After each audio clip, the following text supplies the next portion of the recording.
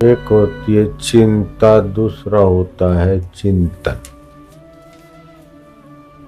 चिंतन में और चिंता में जमीन आसमान का फर्क है। चिंता से चतुराई कम हो जाती है, बुद्धि कमजोर हो जाती है, आदमी दुखी होता है, गलतियों पे गलतियां करता है चिंता से। और चिंतन से आदमी सुखी हो जाता है और कम से कम गलतियां होती है और ऊंचे से ऊंची चीज पा लेता है। और चिंतन करने में नजरिया चाहिए। सृष्टि का मूल कौन है? आंख किसकी शक्ति से देखती? चिंतन करो। मन किसकी सत्ता से सोचता है? बुद्धि निर्णय किसकी सत्ता से करती?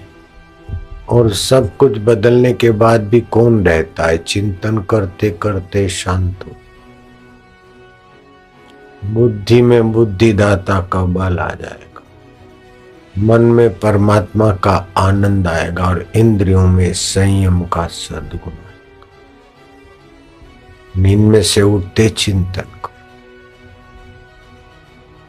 1 मिनट चुप बैठो, फिर चिंतन करो। 2 मिनट 4 मिनट चुप बैठो, फिर चिंतन करो। कल का दिन स्वप्न हो गया, लेकिन उसको जानने वाला वो चैतन्य अपना जो कहते हुए। चिंतन में भगवान के नाम का, भगवान की स्मृति का महत्व डालो तो चिंतन ऊंचा होगा। ऊंचे चिंतन से ऊंची पद, ऊंची चीज की प्राप्ति होगी। 2 ही चीजें हैं, एक है भौतिक और दूसरी है आध्यात्मिक। शरीर भौतिक है, इसको भौतिक चीज चाहिए, लेकिन अपना आपा आध्यात्मिक है, ऐसे आध्यात्मिक होना चाहिए। भौतिक शरीर को रोटी पानी मकान कपड़ा, लेकिन और चाहिए और चाहिए। कितना संग्रह करते जाएगा तमोगुण बढ़ जाएगा। जितना जितना चीज वस्तु बढ़ाते जाएगा, ऊंचा चिंतन नहीं होगा तो नश्वर चीजों की चिंता बढ़ जाएगी। मेरे को फलाने आदमी ने दुख दिया था, मेरे को फलान, जो बीत गया भूत क्यों लगा तेरी खोपड़ी में? कल की बात भूल गया, बीत गई, उसको याद करके क्यों दुखी होता?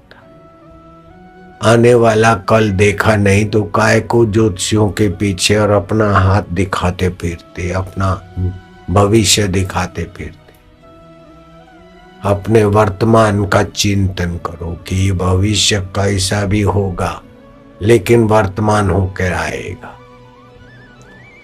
भूत कैसा भी है अभी है ही नहीं, तो जो बीत गया उसका शोक करना। मेरे बाप के यहाँ तो 3-3 नौकर थे, मेरे पास एक भी नौकर नहीं। अरे मूर्ख,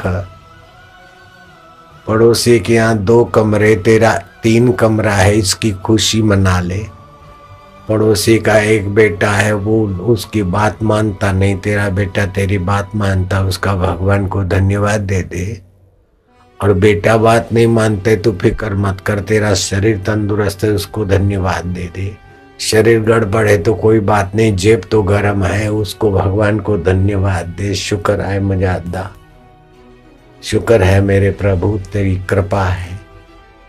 तो भगवान की कृपा को तो देखने का चिंतन नहीं करते, और बेवकूफ लोग चिंता कर देते। वो आदमी मूर्ख है जो चिंतन करने से, जो विचार करने से दुख पैदा हो, फरियाद पैदा हो, निराशा पैदा हो, कमजोरी पैदा हो, वो आदमी चिंता की खाई में गिरेगा।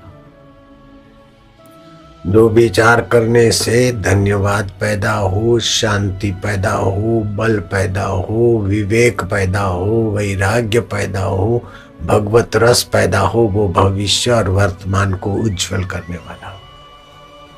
ऐसा विचार काय को करना डरपोकता का? ऐसा विचार काहे को करना, मेरा कोई नहीं। अरे सारी सृष्टि का जो स्वामी है वो मेरा आत्मा होकर बैठा है, मेरा कोई नहीं कैसे।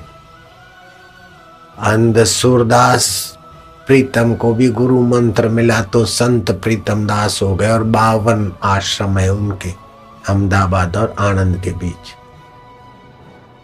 मेरा कोई नहीं, मेरा कोई नहीं। अरे जो जगत का स्वामी है वो मेरा आत्मा होकर बैठा है। शरीर मरने के बाद भी जो मेरा साथ नहीं छोड़ता वो भगवान मेरा है। हरे ओम हरे ओम ओम, ऐसा चिंतन करना चाहिए। तो चिंतन करने से सत्य प्रकट हो जाता है, चिंतन करने से अच्छी दिशा मिल जाती। चिंता और फरियाद करने से, वैर रखने से, अब वैर बांध देते घाट नाल वाले से तो भी ठीक नहीं, उनसे किसी से वैर नहीं बांधना। एक बात, अब किसी को दोषारोपण नहीं करना, और अपने ऊपर झूठा आरोप आ जाए तो थोड़ा धीरज रखो तो हट जाएगा, काहे को डरना। हमने गलती नहीं किया और हमारे पर किसी ने आरोप कर दिया तो डरने का क्या, चिंता क्यों करनी, धीरज रखना। ये मेरे पर, मैंने ऐसा क्या नहीं, झूठ बोलता है तो बोलता है, उसको समझ में आएगा तब मान लेगा।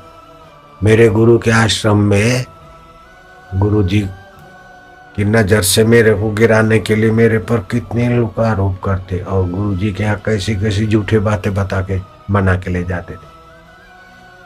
और फिर गुरु जी डांटते भी थे, गुरु जी डांटते थे, हम सुन लेते थे। हाँ, फिर कितने दिन के बाद सच्चाई प्रकट हो जाती तो गुरु जी बोलते तो बोला नहीं, मैं क्या, कोई बात नहीं।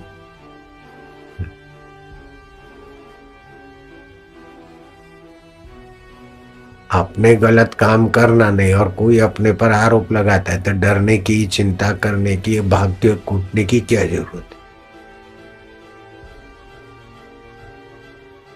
और चिंता से बचना है तो बार बार भगवान चिंतन करो, भगवत चिंतन करो, भगवत ज्ञान का आश्रय लो, भगवत सुमरण का आश्रय लो, भगवत प्रीति का आश्रय लो, भगवत जन संतों के ग्रंथ का आश्रय लो। तुम्हारा चिंतन ऊंचा हो जाएगा, ऊंचे में ऊंचा परमात्मा मिल सकता है तो दुनिया की चीजें तो तुम्हारे पीछे पीछे आएगी, क्या बड़ी बात है।